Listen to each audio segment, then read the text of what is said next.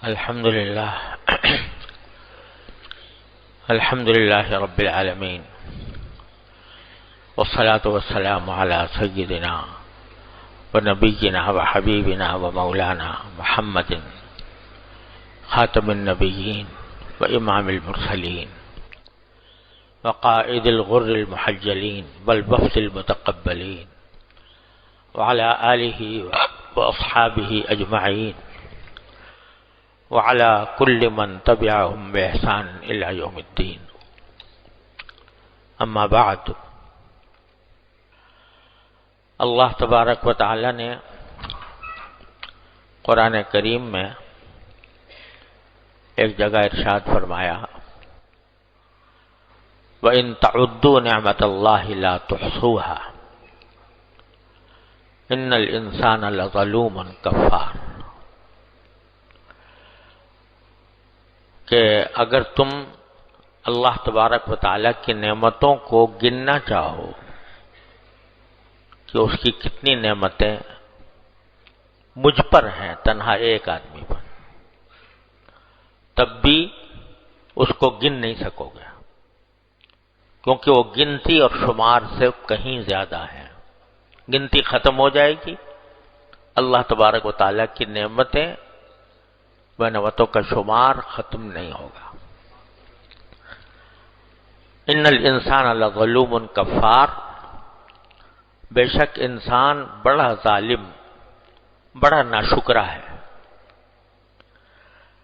کہ نعمتیں تو اتنی بے حساب ہیں اور ان نعمتوں کا حق ادا کرنا یہ انسان اس کی طرف متوجہ نہیں ہوتا. نتیجہ یہ کہ وہ ظالم بھی ہے اور ناشکرا بھی ہے. اللہ تعالیٰ کی نعمتوں کا شمار ممکن نہیں. ایک انسان پر جو نعمتیں، صرف ایک انسان پر، اس کا بھی شمار ممکن نہیں. گنتی جو انسان نے بنائی ہے اس میں 100 ہے، 1000 ہے، لاکھ ہے، کروڑ ہے، ارب ہے، کھرب ہے، پدم ہے، اس سے آگے پھر گنتی ختم. اللہ تبارک و تعالیٰ کی نعمتیں اس سے کہیں زیادہ ہیں، اور اس کو ثابت کرنے کے لیے حضرت شیخ سعدی رحمۃ اللہ علیہ نے گلستان کے مقدمے میں، شیخ سعدی رحمۃ اللہ علیہ اس کو انہوں نے ایک مثال سے واضح کیا. مثال یہ دی کہ انسان جب سانس لیتا ہے تو اس سانس کے اندر، ایک سانس میں 2 نعمتیں ہوتی ہیں کہ سانس اگر اندر جائے اور باہر نہ آئے تو موت، اور اگر باہر آئے اندر نہ جائے تو موت. تو ایک سانس کے اندر اللہ تبارک و تعالیٰ کی 2 نعمتیں بالکل اور بھی پتہ نہیں کتنی اندر پوشیدہ ہیں. سانس کے لیے اللہ تعالیٰ نے جو نالیاں بنائی ہیں، سانس کے لیے جو پھیپھڑے بنائے ہیں، وہ ان کو چھوڑ دو، لیکن صرف سانس لینے کا جو عمل ہے، اس ایک سانس کے اندر 2 نعمتیں اللہ تبارک و تعالیٰ کی پائی جاتی ہیں. اور شیخ سعدی فرماتے ہیں کہ بہر نعمت شکر واجب، کہ ہر نعمت پر ایک شکر واجب ہے. تو اگر ایک سانس پر کوئی آدمی شکر ادا کرنا چاہے 2، اتنے وہ الحمدللہ کہے گا، اتنے دوسرا سانس آ جائے گا، دوسرا سانس آ جائے گا تو پھر 2 نعمتیں. تو اگر ساری زندگی انسان الحمدللہ الحمدللہ الحمدللہ کہتا رہے، اللہ تعالیٰ کا شکر ادا کرتے رہے، تو ایک سانس کی نعمت بھی پوری ادا نہیں ہو سکتی. اور یہ خود بخود آ رہا ہے. تمہیں کوئی محنت کرنی نہیں پڑتی، تمہیں کوئی مشقت اٹھانی نہیں پڑتی، تمہیں کوئی روپیہ پیسہ خرچ کرنا نہیں پڑتا. اور اللہ تبارک و تعالی اپنے فضل و کرم سے دے رہے ہیں. چونکہ آ رہا ہے بلا قیمت آ رہا ہے اور بغیر کسی مشقت کے آ رہا ہے، لہذا قدر نہیں۔ قدر اس وقت معلوم ہوتی ہے جبکہ انسان اللہ بچائے کسی سانس کی بیماری میں مبتلا ہو جائے، اللہ تعالیٰ حفاظت فرمائے، تو اس وقت سانس لینے میں کیا دقت ہوتی ہے اور کیا پریشانی ہوتی ہے، اس پریشانی کو دور کرنے کے لیے آدمی کیا کچھ خرچ کرنے کے لیے آمادہ ہو جاتا ہے، تو اس وقت پتہ چلتا ہے کہ یہ کیا نعمت تھی جو مجھے ملی ہوئی تھی۔ ابھی ہمارے ایک بہت ہی محترم اور بہت ہی محبت کرنے والے ڈاکٹر صاحب ہیں، ساری زندگی مریضوں کا علاج کرتے رہے، بڑی محبت سے علاج کرتے رہے، بڑا اللہ نے ان کے ہاتھ میں شفا رکھی ہے، اللہ تعالیٰ ان کو مکمل صحت و عافیت کاملہ عطا فرمائے۔ پچھلے دنوں میں ان کی عیادت کے لیے گیا تھا، تو جس شخص نے پوری زندگی مریضوں کی خدمت میں گزاری، ایک ایک مریض کے اوپر بڑی محبت شفقت سے، بڑے نیک آدمی ہیں، اللہ نے ان کو حافظ بھی بنا، حافظ بھی قرآن ہے، حافظ قرآن ہے، اور اللہ تعالیٰ نے نماز و روزے کا اور تمام تراویح سناتے تھے رمضان کے اندر۔ تو آج کل لوگ ایک سانس کی بیماری میں مبتلا ہیں اور مستقل آکسیجن لگی ہوئی ہے، اور آکسیجن کے لگنے کے باوجود سانس لینے میں دشواری ہے، بعض اوقات اس کی وجہ سے تیمم تک کرنے پر قدرت نہیں ہوتی۔ اللہ تعالیٰ میں سب آپ حضرات سے التجا کرتا ہوں کہ ان کے لیے دعا فرمائے، اللہ تبارک و تعالیٰ اپنے فضل و کرم سے ان کو شفائے کامل و عاجل عطا فرمائے، صحت کاملہ۔ یہاں دارالعلوم میں بھی بڑی خدمت انجام دیتے رہے ہیں، ہمارے سارے خاندان کا علاج کرتے رہے ہیں ڈاکٹر عبدالقیوم گاندھی صاحب، اللہ تعالیٰ ان کو شفائے کامل و عاجل عطا فرمائے۔ لیکن ان کو اس حالت میں دیکھ کر ایک طرف تو دل دکھا کہ جس شخص نے پتہ نہیں کتنے مریضوں کا علاج کیا ہے، آج وہ اس مشقت میں ہے، یہ اللہ تعالیٰ کی مشیت ہے، اس کی حکمت ہے۔ ہم تو یہی دعا کرتے ہیں کہ اللہ تعالیٰ ان کو اس سے عافیت کے ساتھ نجات عطا فرمائے اور ان کو عافیت کے ساتھ عمر دراز عطا فرمائے۔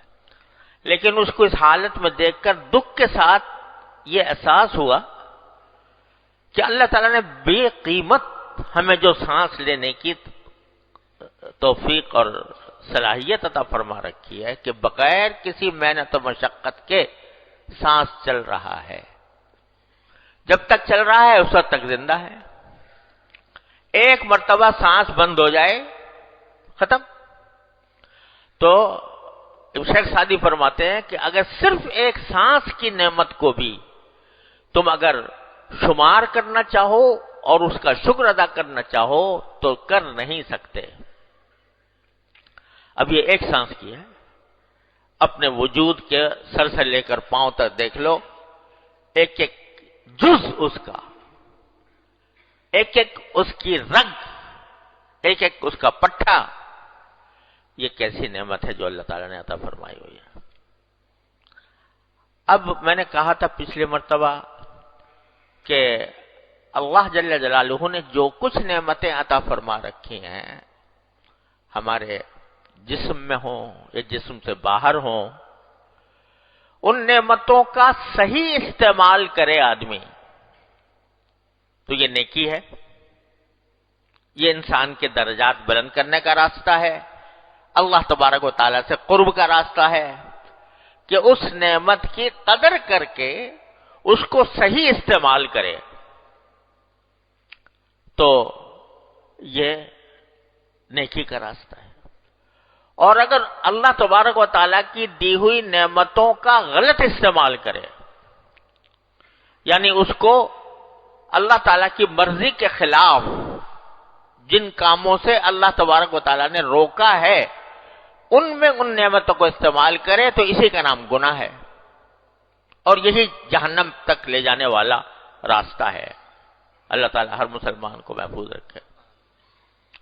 تو ہر نعمت کو، ایک تو پہلی بات یہ ہے کہ حق کے شکر تو ادا ہو نہیں سکتا، جیسے شیخ سعدی نے فرمایا، کہاں تک انسان ساری زندگی شکر ادا کرنے میں پڑ جائے تو بھی شکر ادا نہ ہو۔ اور قربان جائیے نبی کریم سرور دو عالم صلی اللہ علیہ وسلم کی تعلیمات پر، آپ نے آسان کر دیا معاملہ۔ یہ فرمایا کہ ہر روز صبح کو اٹھ کر اگر آدمی یہ اس طرح شکر ادا کر لے، یہ کہہ لے کہ اللہم ما اصبح بی من نعمت او بغیر من خلقک،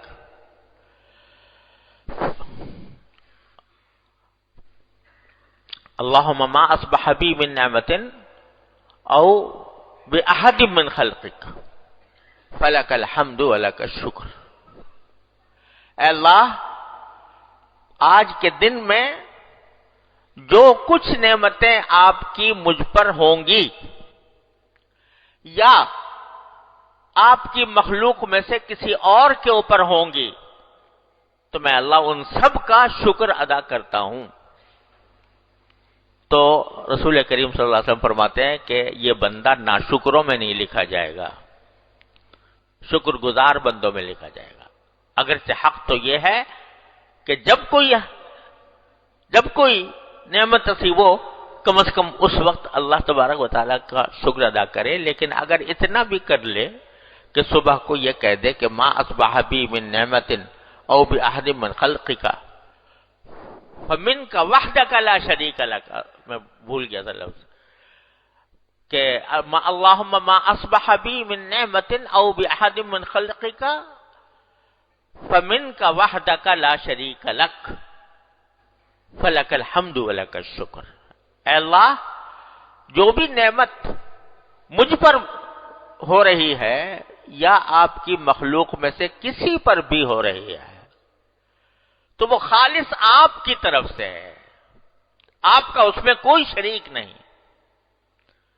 جتنی نعمتیں ہیں وہ سب آپ کی طرف سے آ رہی ہیں۔ اگر میری صحت ہے تو آپ کی طرف سے ہے، اگر میرا وجود ہے تو آپ کی طرف سے ہے، میرا رزق ہے تو آپ کی طرف سے ہے، میری روزی ہے تو آپ کی طرف سے ہے، میرا کام ہے تو آپ کی طرف سے ہے، میرا علم ہے تو آپ کی طرف سے ہے۔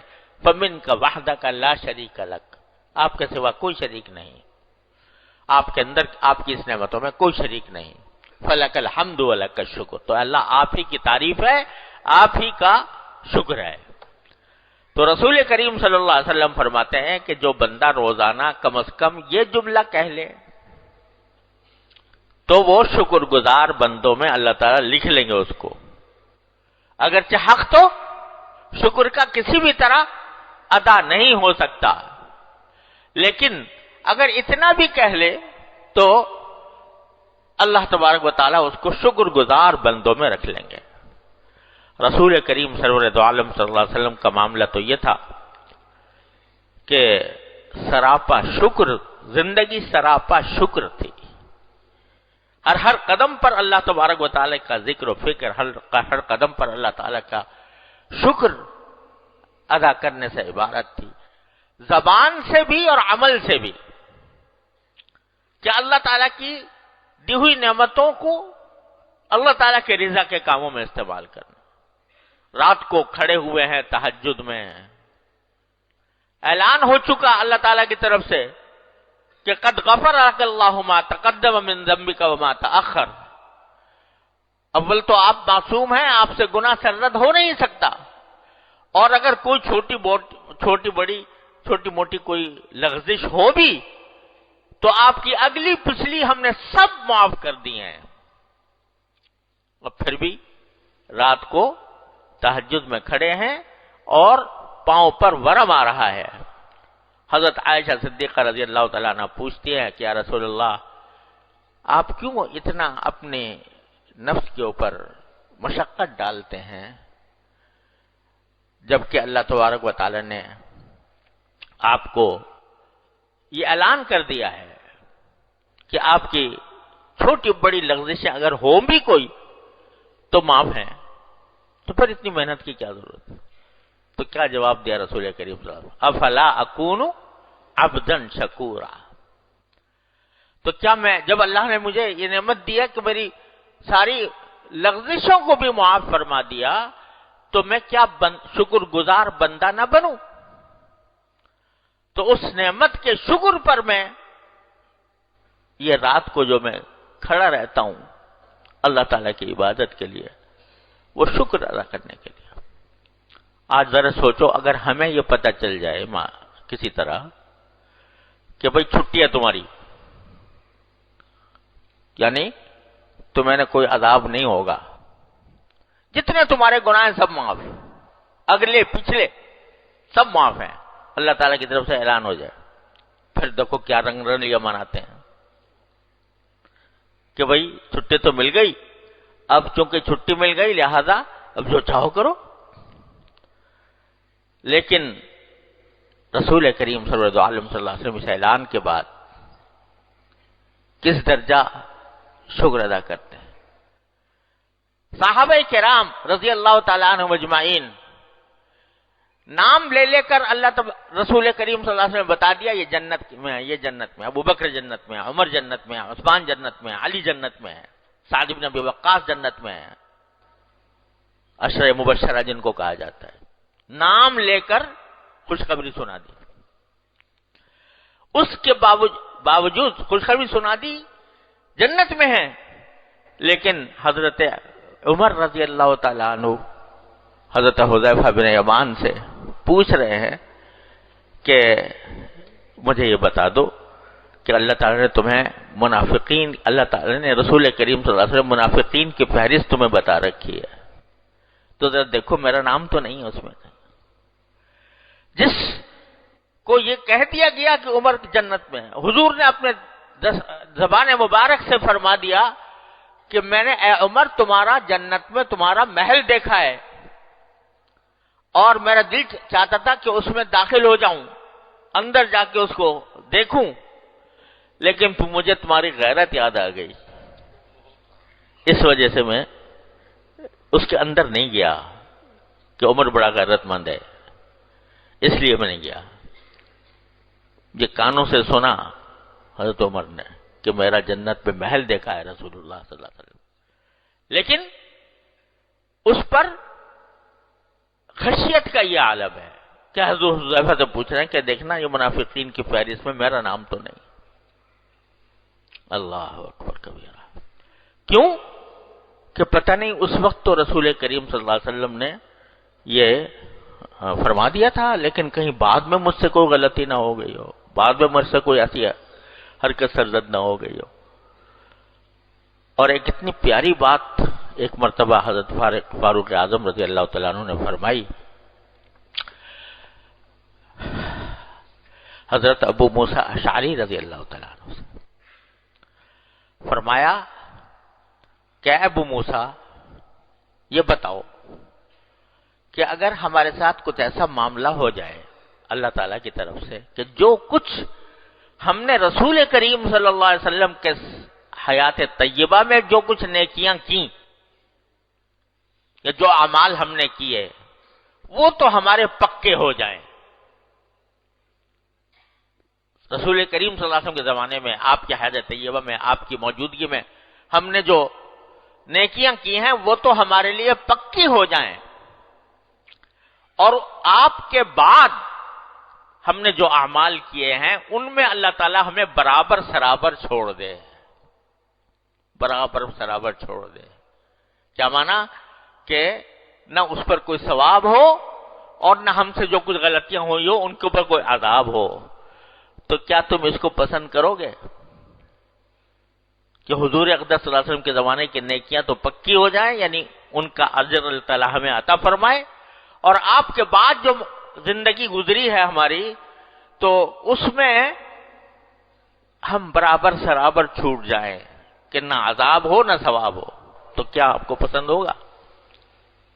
تو حضرت ابو موسیٰ اشعری نے فرمایا یہ کیوں پسند ہوگا؟ اللہ تعالیٰ کا فضل و کرم ہے، ہمیں رسول کریم صلی اللہ علیہ وسلم کے بعد بھی اللہ تبارک و تعالیٰ نے ہم سے کچھ جہاد کروائے، ہم سے بہت سے کچھ اعمال کروائے، تو ہم تو اللہ تعالیٰ سے امید لگائے ہوئے ہیں کہ اللہ تعالیٰ ان کے اوپر بھی ہمیں نوازیں گے، اجر عطا فرمائیں گے۔ لیکن جواب میں حضرت فاروق اعظم نے فرمایا، میں تو اس پر راضی ہوں کہ جو کچھ رسول اللہ صلی اللہ علیہ وسلم کے زمانے میں ہم سے ہوا وہ پکا ہو جائے اور اس پر اللہ تعالیٰ ثواب دے دے اور بعد میں برابر چھوڑ دے۔ کیا مطلب کہ پتہ نہیں، رسول کریم صلی اللہ علیہ وسلم کے زمانے میں آپ نے تو کہہ دیا تھا کہ عمر جنت میں ہے، آپ نے کہہ دیا تھا کہ میں نے محل دیکھا ہے، لیکن آپ کے بعد کہیں مجھ سے کچھ ایسی غلطی نہ ہو گئی ہو کہ جس کی بنا پر میں عذاب کا مستحق ہوں، اس واسطے ڈر رہے ہیں۔ یہاں تک کہ مرض وفات میں جب زخمی ہو گئے اور زخمی ہو کر وفات کے قریب ہیں تو فرماتے ہیں، اس وقت بھی فرماتے ہیں کہ مجھے تو اللہ تعالیٰ اگر برابر سرابر چھوڑ دے، یعنی نہ کوئی اجر عطا فرمائے اور نہ کسی غلطی پر مواخذہ فرمائے، تو میں اس پر راضی ہوں۔ یہ مقام عظمت کا اور یہ مقام خشیت کا، اللہ تعالیٰ کی خشیت کا۔ تو جب اللہ تعالیٰ یہ کہہ دیتے ہیں کہ بھئی ہو گئی مغفرت تمہاری، تو اس کے بعد جو شکر گزار بندہ ہوتا ہے وہ اس کو یہ نہیں سمجھتا کہ چھٹی مل گئی جو چاہوں کرتا پھروں۔ اور حضور اقدس صلی اللہ علیہ وسلم نے غزوہ بدر کے صحابہ کے بارے میں یہ فرما دیا تھا۔ غزوہ بدر میں جو صحابہ کرام شریک ہوئے 313 افراد، ان میں سے کچھ تو شہیدی ہو گئے، اللہ تعالیٰ نے ان کو شہادت کا مقام عطا فرمایا، اور باقی جو رہے اہل بدر وہ بدریین کہلاتے ہیں۔ تو ان کے بارے میں رسول کریم صلی اللہ علیہ وسلم نے فرمایا کہ اللہ تبارک و تعالیٰ نے ان اہل بدر کو، ان کے اوپر خاص نظر فرمائی ہے محبت کی، اور اس کے بعد یہ کہہ دیا کہ اعملوا ما شئتم، جو چاہو اب عمل کرو، تم سے مواخذہ نہیں ہوگا۔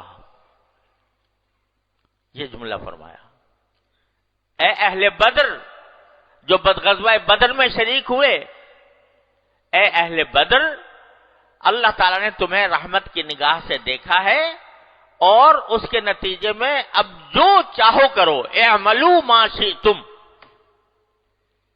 تم سے مواخذہ نہیں ہوگا، تمہیں عذاب نہیں ہوگا۔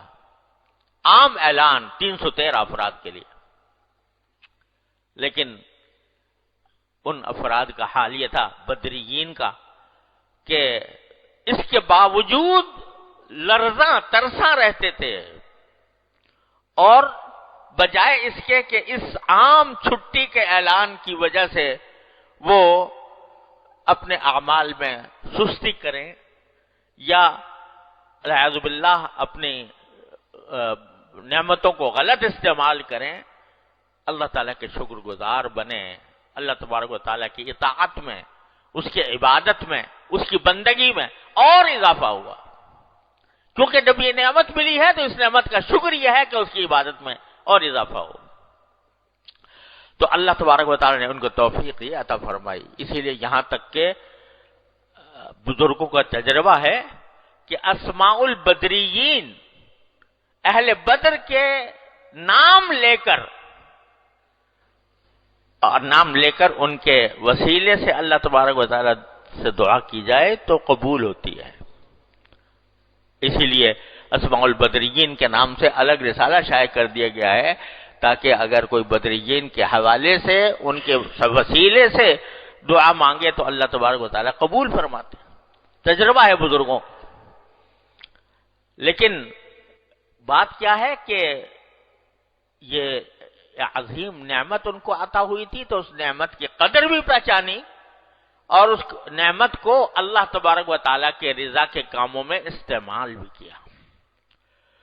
تو سارا دین میں سمجھتا ہوں اس بات کا نام ہے، اگر خلاصہ دیکھو تو سارا دین اس بات کا نام ہے کہ اللہ تبارک و تعالیٰ کی دی ہوئی نعمتوں کو اس کی رضا کے کاموں میں استعمال کرے اور ان نعمتوں کو اللہ تعالیٰ کی ناراضی کے کام میں استعمال کرنے سے بچائے. بس یہ دین ہے. دین کا خلاصہ یہ ہے. نعمتوں کی بارش ہے بندے کے اوپر، ہر وقت بارش ہے. ذرا سوچنے والا ہو تو پتہ چلے کہ کیا عظیم نعمت ہے، ہر چیز کیا نعمت ہے. اس کا شکر ادا کرے اور شکر ادا کر کے اس کو صحیح استعمال کرے. یہ سارے دین کا خلاصہ ہے. اللہ اکبر کبیرہ. ایک ایک چیز میں اگر آدمی سوچے، غور کرے تو پتہ نہیں نعمتوں کا کیا جہان سامنے آئے. سوچتے نہیں ہم لوگ، غور و فکر نہیں کرتے. قرآن نے فرمایا کہ نیک بندوں کے بارے میں کہ الذین یتفکرون الذین یذکرون اللہ قیاما وقعودا وعلی جنوبہم، جو اللہ کو یاد کرتے ہیں کھڑے بھی، بیٹھے بھی اور لیٹے بھی. وَيَتَفَكَّرُونَ فِي خَلْقِ السَّمَاوَاتِ وَالْأَرْضِ، اور زمین و آسمان کی تخلیق پر غور بھی کرتے رہتے ہیں کہ کیسی کیسی چیزیں میرے مالک نے بنائی ہیں، میرے لیے بنائی ہیں، میرے نفع کے لیے بنائی ہیں، مجھے نعمتوں سے سرشار کرنے کے لیے بنائی ہے. تو یہ فکر، یہ سوچ جو ہے نا، یہ اللہ تعالیٰ ہم سب میں پیدا کر دے کہ اللہ تعالیٰ کی نعمتوں کا احساس تو ہو. احساس ہوگا تو پھر شکر بھی ہوگا اور پھر اس کو صحیح استعمال کرنے کا داعیہ بھی پیدا ہوگا. ایک مرتبہ میں ہمارے حضرت والا حضرت عارفی قدس اللہ تعالیٰ سرہ میرے شیخ، ان کے ساتھ ایک دعوت پر جمع تھے. کھانے کی دعوت تھی. بیٹھے ہوئے تھے. جب کھانے کی دعوت ہوتی ہے تو آدمی جو ہے وہ کھانے کی طرف متوجہ ہوتا ہے، اور بعض اوقات اگر یار دوست جمع ہیں تو اپنا گپ شپ ہوتی ہے، کچھ ادھر ادھر کی باتیں شروع ہو جاتی ہیں. حضرت نے جب دیکھا کہ کھانا آ گیا تو آپ نے فرمایا کہ ذرا غور کرو کہ آج اس وقت کتنی ساری نعمتیں ہم پر جمع ہیں. پہلی بات تو یہ کہ کھانا ہے. کھانا بذات خود ایک نعمت ہے. اگر آدمی کوئی بھوکا ہو تو پھر اس کو اس کی پرواہ نہیں ہوتی کہ کھانا لذیذ ہے یا غیر لذیذ ہے اور اچھا ہے یا برا ہے. اس کو تو بھوک کے عالم میں کوئی چیز بھی دے دو وہ اس کو رغبت سے لے گا اور کھائے گا. تو کھانا ہونا ایک نعمت. پھر یہ کہ کھانا لذیذ ہے، کھانے کا لذیذ ہونا دوسری نعمت. کھانے کا لذیذ ہونا دوسری نعمت اللہ تعالی کی. پھر کھانا ہو اور لذیذ بھی ہو لیکن بھوک نہ ہو. بھوک نہیں ہے، کھانا رکھا ہے، سب کچھ میں نعمتیں مہیا ہیں، بھوک نہیں ہے. تو بھوک ہونا یہ تیسری نعمت. چوتھی نعمت یہ کہ بھوک بھی ہے، کھانا بھی ہے، لذیذ بھی ہے، لیکن پرہیز ہے. منع کیا ہوا ہے ڈاکٹر نے کہ بھئی فلاں چیزیں نہیں کھانا، یا حکیم نے منع کیا ہوا ہے فلاں چیزیں مت کھانا. حضرت تھانوی رحمۃ اللہ علیہ فرماتے ہیں مواعظ میں، ایک جگہ حضرت نے فرمایا کہ میں ایک بڑے نواب تھے لکھنؤ کے، ان کا زبردست عالیشان محل تھا اور انواع و اقسام کی نعمتیں ان کے ہاں جمع تھیں. لیکن بیماری ایسی لاحق ہو گئی کہ طبیب یہ کہتے تھے کہ تم اور کوئی چیز نہیں کھا سکتے سوائے ایک قیمہ، گوشت کا قیمہ، اس کو ململ کے کپڑے میں رکھ کر اس کا رس نکال لو اور بس وہ پیو. اب گھر میں بریانی بھی بن رہی ہے اور قورمہ بھی بن رہا ہے اور کباب بھی بن رہے ہیں اور پھل بھی انواع و اقسام کے آ رہے ہیں، لیکن نواب صاحب کھا نہیں سکتے. تو کیا وہ نعمتیں دھری کی دھری رہ گئیں؟ تو پرہیز نہ ہونا یہ ایک نعمت اللہ تبارک و تعالیٰ کی.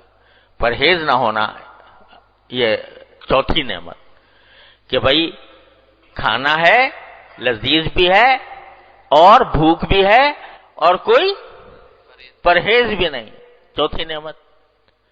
پھر یہ کہ چلو کھانا بھی ہو، لذیذ بھی ہو اور پرہیز بھی نہ ہو اور بھوک بھی ہو، اچانک کوئی خبر آ گئی ایسی کہ کھانا چھوڑ کے جانا پڑا، پریشانی کی خبر آ گئی تو کھانا بالکل بیکار ہو جاتا ہے.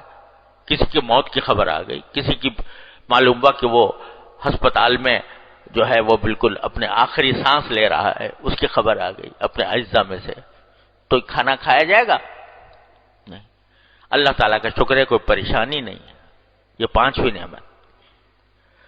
پھر یہ کہ کھانا بھی ہے، لذیذ بھی ہے، بھوک بھی ہے، پرہیز بھی نہیں ہے، کوئی خبر بھی ایسی نہیں آئی کہ جس کی وجہ سے کھانا بیکار ہو جائے، لیکن کھلانے والا ذلت سے کھلا رہا ہے، ذلیل کر کے کھلا رہا ہے. تو ذلیل اچھے سے اچھا کھانا ہو، ذلیل کر کے کھلا، کھا لے تو، اور یہ تو میرے فقیر آ گیا کہیں سے، اس طرح ذلیل کر کے کوئی کھلائے کسی طرح بھی. تو اے طائر لاہوتی، اس رزق سے موت اچھی جس رزق سے آتی ہو پرواز میں کوتاہی. تو وہ کچھ ذلیل کر کے کھلائے گا تو کیا کھانے میں مزہ آئے گا. تو الحمدللہ کھلانے والا عزت سے محبت سے کھلا رہا ہے. یہ چھٹی نعمت. تو فرمایا کہ صرف ایک کھانے کے اندر اگر غور کرو تو اتنی نعمتیں اللہ تبارک و تعالیٰ نے عطا فرما رکھی ہیں. اب غور نہیں کرتا انسان، بس کھانا ہے، بس زیادہ سے زیادہ بسم اللہ پڑھ لیا زبان سے اور کھا گئے سب مزے سے. لیکن اللہ تعالیٰ نے اس میں کیا کیا نعمتیں رکھی ہیں ان کا دھیان نہیں ہوتا. ہمارے حضرت فرمایا کرتے تھے کہ اللہ تعالیٰ کی نعمتوں کا دھیان کرنے کا ایک طریقہ یہ ہے کہ رات کو تم جب بستر پر جاؤ تو معلوم ہوا کہ بھئی الحمدللہ کمرہ ہے شاندار، آرام کا کمرہ ہے، آرام کا بستر ہے، اپنا گھر ہے، اپنے بچے ہیں، اپنے بیوی ہے، اپنے گھر والے ہیں. تو تصور کرو کہ اچانک ذرا تصور کرو کہ ایک جنگل میں جا رہے ہو، رات کا وقت ہے اور گاڑی میں جا رہے ہو، گاڑی خراب ہو گئی جب پیٹرول ختم ہو گیا اور اب وہ گاڑی چلنے کے لائق نہیں ہے. نہ آس پاس کوئی بستی ہے، نہ آس پاس کوئی دکان ہے جہاں سے گاڑی کے لیے پیٹرول لے لیں، نہ کوئی ساتھ میں گیرج ہے کہ وہاں گاڑی کی مرمت کرا لیں، بلکہ اندھیرا ہے، بالکل صحرا ہے. ایسا ہے کہ آدمی پریشان ہو جاتا ہے کہ یا اللہ اب کیا ہوگا، نہ میں چل سکتا ہوں نہ گاڑی چل سکتی ہے، اس حالت میں کیسے زندہ رہوں گا. اور میرے ساتھ اس قسم کے واقعات پیش بھی آ چکے. تو حضرت فرماتے ہیں کہ اچانک اس حالت میں دعا کر رہے ہو اللہ تعالیٰ سے، یا اللہ کوئی راستہ نکال دے، یا اللہ کوئی راستہ نکال دے. اچانک ایک تیز رفتار گاڑی آتی ہے، وہ رکتی ہے، تمہاری حالت کو دیکھ کر کہتی ہے چلو میرے پاس بیٹھو میں تمہیں پہنچاتا ہوں شہر. اس وقت دیکھو کہ گھر کی اس بستر کی کیا قیمت تمہیں معلوم ہوگی، کیا نعمت ملی مجھے. رات میں اندھیرے میں پھنس گیا تھا، اللہ تعالیٰ نے اس بستر تک پہنچا دیا. تو جب بستر پر لیٹو تو تھوڑا تصور کر لو کہ میں اس طریقے سے ہوتا ہوا اللہ تعالیٰ نے مجھے بستر عطا فرما دیا. تو وہ حدیث میں آتا ہے نا کہ رسول کریم صلی اللہ علیہ وسلم نے فرمایا کہ جب کوئی بندہ اللہ تعالیٰ سے توبہ کرتا ہے، کسی گناہ سے توبہ کرتا ہے اللہ تعالیٰ کی بارگاہ میں، یا اللہ یہ مجھ سے غلطی ہو گئی اور آئندہ یہ نہیں کروں گا، تو اللہ تعالیٰ کو کتنی خوشی ہوتی ہے بندے کی توبہ کرنے سے. تو اس کی مثال دی رسول کریم صلی اللہ علیہ وسلم نے کہ ایک دیہاتی ہے، وہ اونٹ پر سوار ہو کر کہیں سفر پہ جا رہا ہے، اونٹ پر سوار ہو کر، اور کہیں بیچ میں رکا، اونٹ گم ہو گیا، بھاگ گیا کہیں، پتہ ہی نہیں چلا کہاں ہے۔ اب بیچارہ ریگستان میں ہے، پریشان ہے، کیسے جائے، سواری نہیں ہے، ریگستان کے اندر زندگی گزارنا مشکل ہے۔ عرب کا ریگستان ایسا ریگستان ہوتا ہے کہ آدمی جو ہے اس کا کلیجہ پھٹ جائے، وہاں نہیں مل رہی، بھاگ گئی اونٹنی۔ اچانک کسی طرح کافی پریشان ہونے کے بعد اچانک وہ اونٹنی اس کو نظر آ جائے اور اس کے پاس آ جائے تو اس کو کتنی خوشی ہوگی؟ کہتا اتنی خوشی ہوگی کہ وہ اس کو صحیح الفاظ بھی سمجھ میں نہیں آئیں گے، یہ کہے گا کہ اللہم انت عبدی وانا ربک، یعنی الٹا کہا جائے گا اللہ تو میرا بندہ ہے، میں تیرا رب ہوں۔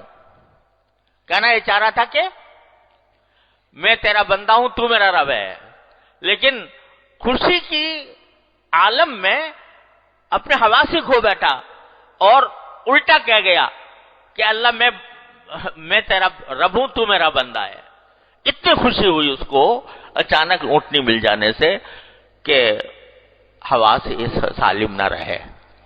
تو جب بندہ اللہ تعالیٰ سے کسی گناہ کے توبہ کرتا ہے تو اللہ تعالیٰ کو اس سے زیادہ خوشی ہوتی ہے جیسے کہ اس دیہاتی کو اپنے اونٹنی ملنے سے خوشی ہوئی تھی۔ تو اللہ تبارک و تعالیٰ یہ سوچنے کی ہمارے اندر یہ طرز فکر پیدا فرما دے کہ کہاں کہاں ہم کیا کیا نعمتوں میں زندگی گزار رہے ہیں، اس کا کچھ شکر ادا کرنے کی توفیق عطا فرمائے اور اس کو صحیح مصرف میں استعمال کرنے کی اللہ تعالیٰ توفیق عطا فرمائے، غلط مصرف سے بچائے۔ تو اب میں تھوڑا سا اپنے گریبان میں منہ ڈال کر دیکھوں تو جو ہمارے جسم کے اندر اللہ تبارک و تعالیٰ نے جو اعضاء و جوارح ہمیں عطا فرمائے ہیں، کتنی بڑی نعمت ہیں، ایک عضو کتنی بڑی نعمت ہے، اور ان کو ہم کس طرح غلط استعمال کر رہے ہیں اس طرف دھیان دینے کی ضرورت ہے۔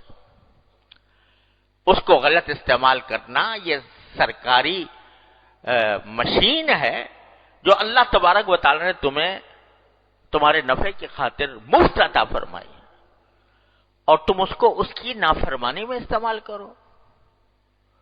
یہ آنکھ اللہ تعالیٰ نے دی ہے، کتنی بڑی نعمت اللہ تبارک و تعالیٰ نے عطا فرمائی ہے۔ اس سے پوچھو جو دیکھنے کی صلاحیت نہیں رکھتا، اور اس سے پوچھو جس کی آنکھیں ٹھیک ٹھاک تھیں اور اچانک اس کی بینائی جاتی رہی، یا اچانک اس کی آنکھ میں کوئی کھٹک پیدا ہو گئی، آنکھ میں کوئی سوزش ہو گئی، تو پوچھو اس سے کیا نعمت تھی جو میں کما رہا تھا اللہ تعالیٰ کے فضل و کرم سے۔ تو اب اس کو صحیح استعمال کرو اور غلط استعمال سے بچاؤ۔ صحیح استعمال تو الحمدللہ جتنے لوگ بیٹھے ہیں کچھ نہ کچھ کرتے ہوں گے انشاءاللہ، کیا کہ کبھی تلاوت کر لی، کوئی اچھی کتاب پڑھ لی، کوئی دین کا علم کسی طریقے سے حاصل کر لیا، اللہ تعالیٰ کے دی ہوئے نظارے دیکھ لیے، کبھی اس پر شکر کی بھی توفیق ہو گئی۔ لیکن غلط استعمال سے اس کو بچانا یہ ہے احسن کام۔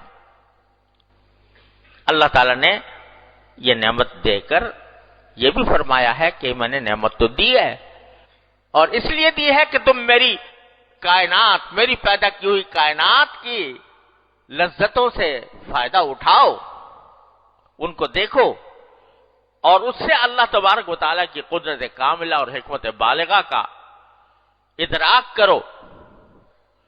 لیکن فلاں چیزوں پر نگاہ مت ڈالنا، چند چیزیں ہیں وہ منع کر دیں بس، اور سب کچھ دیکھنا جائز ہے، لیکن چند چیزیں ہیں جو منع کر دی۔ کیا منع کر دیا؟ کسی نامحرم پر لذت حاصل کرنے کے لیے اس نگاہ کو استعمال نہ کرنا، یہ فرما دیا۔ تو اب اگر کوئی بندہ چاہے تنہائی میں بیٹھا ہو اور وہ اس آنکھ کو اللہ تعالیٰ کی اس نافرمانی میں استعمال کر رہا ہو، تو بتاؤ کہ یہ کتنے بڑے ظلم کی بات ہے۔ اس محسن اعظم نے تمہیں یہ نعمت عطا فرمائی اور اس نعمت کو تم اس کی نافرمانی میں استعمال کرو، اس کی نافرمانی میں استعمال کرو۔ اگر کوئی شخص تمہیں دنیا کے اندر کوئی اچھی چیز عطا کرتا ہے اور فرض کرو کہ تمہیں اس نے کوئی چھڑی دے دی یا کوئی چاقو دے دیا اور تم اسی کے بھائی بندوں پر، اسی کے بیٹوں پر اس کو استعمال کرو، تو یہ کتنی بڑی غداری ہوگی، کتنی بڑی غداری ہوگی۔ تو اللہ تبارک و تعالیٰ نے یہ نعمت عطا فرمائی ہے دیکھنے کی، اس میں بینائی عطا فرمائی ہے، ایک ایسا نازک عضو عطا فرما دیا ہے، اور اس کو محفوظ کرنے کے لیے ہڈیاں رکھی ہیں، پلکیں رکھی ہیں۔ کوئی اگر ایسی چیز آئے جو آنکھ کو نقصان پہنچانے والی ہے تو پلکیں اس کو دفع کر دیتی ہیں۔ یہ ساری نعمتیں ہیں اور تم استعمال کرو اس کو اللہ کی مرضی کے خلاف، اللہ تبارک و تعالیٰ کی نافرمانی میں۔ تو یہ کتنی بڑی غداری ہے، کتنی بڑی خیانت ہے، کتنی بڑی اللہ تعالیٰ کی ناشکری ہے کہ اس کو اس کام میں استعمال کیا جائے۔ لیکن آج کا ایک بہت بڑا فتنہ، اور اس لیے کہہ رہا ہوں کہ ماشاءاللہ جو حضرات یہاں آتے ہیں اور اس مجلس میں بیٹھتے ہیں، اللہ تعالیٰ کے فضل و کرم سے سب نمازی ہیں، اللہ تعالیٰ کے فضل و کرم سے رمضان آتا ہے تو روزے بھی رکھتے ہیں، اللہ تعالیٰ کے فضل و کرم سے کچھ تلاوت اور ذکر کی بھی توفیق ہو جاتی ہے، اور اللہ تعالیٰ کے فضل و کرم سے کچھ رجوع اللہ کی بھی توفیق ہو جاتی ہے۔ لیکن یہ فتنہ ایسا ہے، یہ آنکھ کا فتنہ ایسا ہے کہ اس میں بڑے بڑے پارسا لوگ بھی اس میں مبتلا ہیں، ہو جاتے ہیں۔ ہر ایک شخص اپنے گریبان میں منہ ڈال کے دیکھ لے کہ میں آنکھ کا صحیح استعمال کر رہا ہوں، غلط کر رہا ہوں، تو نظر آئے گا کہ پتہ نہیں کس طرح، خاص طور سے جو آج کل یہ اسمارٹ فون کا سلسلہ شروع ہو گیا ہے، تو اس نے بے حیائی اور آنکھ کے غلط استعمال کا دروازہ چوپٹ کھول دیا۔ اچھا خاصا نمازی ہے، پرہیزگار ہے، صف اول میں نماز پڑھنے والا ہے، لیکن تنہائی میں بیٹھا ہے اور اپنی آنکھوں کو اللہ تعالی کی نافرمانی میں استعمال کر رہا ہے۔ کیا کتنی بڑی غداری، کتنی بڑی خیانت، کتنی بڑی نافرمانی۔ تو اسی لیے میں یہ عرض کرتا ہوں کہ جس شخص کو یہ بھروسہ نہ ہو کہ وہ اپنے آپ کو محفوظ رکھ سکے گا اس فتنے سے، اس کے لیے ایسا فون استعمال کرنا جائز نہیں، جس کو یہ بھروسہ نہ ہو۔ اگر بھروسہ ہے تو بعض اوقات اس سے اچھے کام بھی لیے جا سکتے ہیں، لیکن پاؤں پھسلنے کا ہر وقت خطرہ، نگاہ کے پھسلنے کا ہر وقت خطرہ۔ لہذا بھائی کتنے دن کی زندگی ہے پتہ نہیں، کسی کو پتا ہے کہ کب اس کو موت آ جائے گی، تو اپنے اللہ تعالیٰ کی دی ہوئی اس نعمت کو کیوں داؤ پر لگاؤ، اس داؤ پر لگاؤ کہ اس کا غلط استعمال ہو گیا تو وہاں پکڑ ہو جائے گی اللہ تعالیٰ کی۔ فاروق اعظم جیسا انسان جس کی تقوی و طہارت کی قسم دنیا کھاتی ہے، وہ جب یہ کہتا ہے کہ مجھے برابر سرابر چھوڑ جاؤں تو غنیمت ہے، تو ہما شما جو ان قسم کے فتنوں میں مبتلا ہو جاتے ہیں، ان کے دل میں خیال نہیں آتا، ان کے دل میں یہ خوف نہیں ہوتا کہ یہ جو ہم اللہ تعالیٰ کی نعمتوں کا غلط استعمال کر رہے ہیں، ایک دن اس کا حساب دینا ہوگا، ایک دن اللہ تعالیٰ کے سامنے حاضری ہوگی، اور ایک ایک نگاہ جو جس چیز پر ڈالی ہے اس کا حساب مجھے دینا ہوگا۔ تو اللہ تبارک و تعالیٰ اپنے فضل اور بھائی دیکھو، یہی وہ چیز ہے کہ جو انسان سے محنت، مشقت اور اپنے نفس پر زبردستی چاہتی ہے، زبردستی۔ بہت عرصے تک میں بیان کرتا رہا ہوں، یا ایھا الذین آمنوا اتقوا اللہ وجاہدوا فی سبیلہ، کہ تقوی کا راستہ یہ ہے کہ اللہ کے راستے میں محنت کرو۔ کیا محنت کرو؟ کہ نفس کسی طرف بلا رہا ہے، مچل رہا ہے، گناہ کی خواہش دل میں پیدا ہو رہی ہے، اور تم اس خواہش کو زبردستی کر کے دباؤ، یہ ہے مجاہدہ۔